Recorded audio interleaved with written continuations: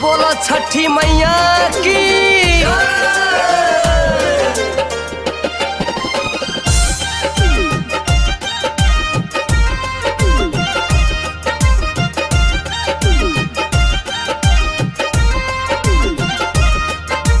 अबरी के पबनी करे ची सजनी नारियल उखिया सजाका।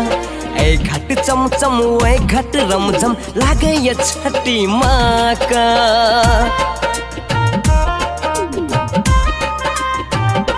ये अबरी के पबनी करे ची सजनी नारियल उखिया सजाका।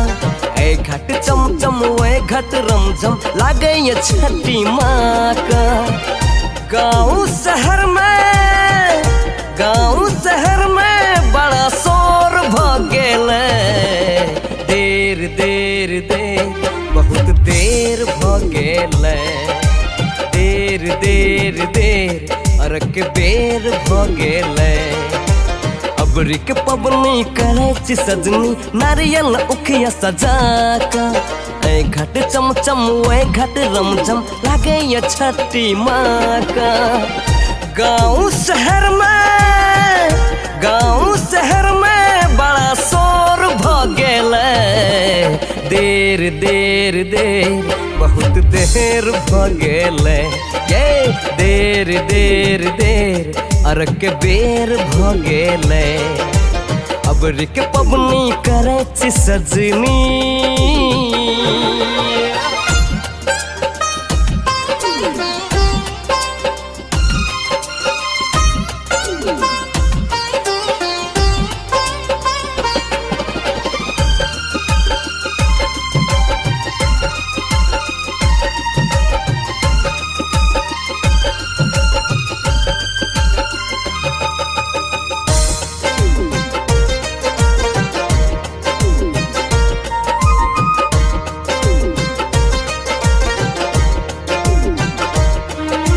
लंगड़ा लूल्हा अंधा बहरा बाजिन शीश झुकावे। अपनो आंगन बउआ खेलते चलू अर्घ लगावे।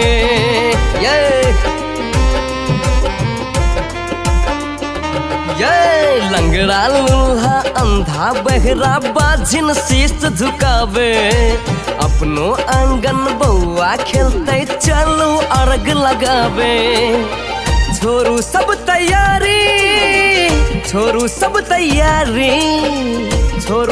तैयारी बहुत बेर भगेल।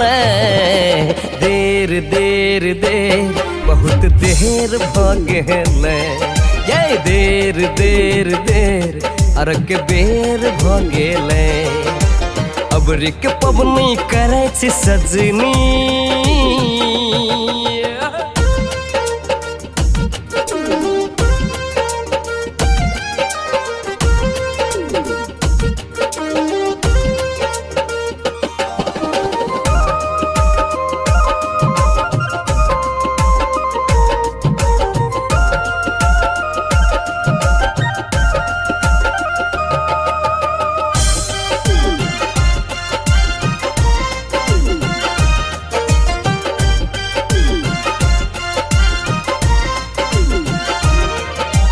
ठकुआ पूरी खाजा लाड़ू माई के भोग लगैया।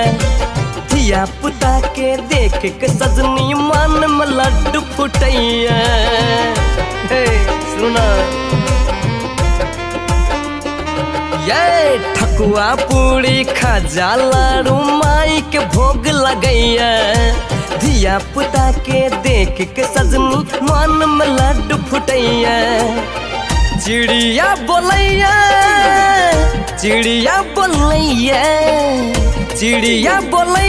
सस भोर भगेल। देर देर देर चलू देर भगेल। ये देर देर देर अरक बेर भगेल। अबरी के पबनी करे ची सजनी।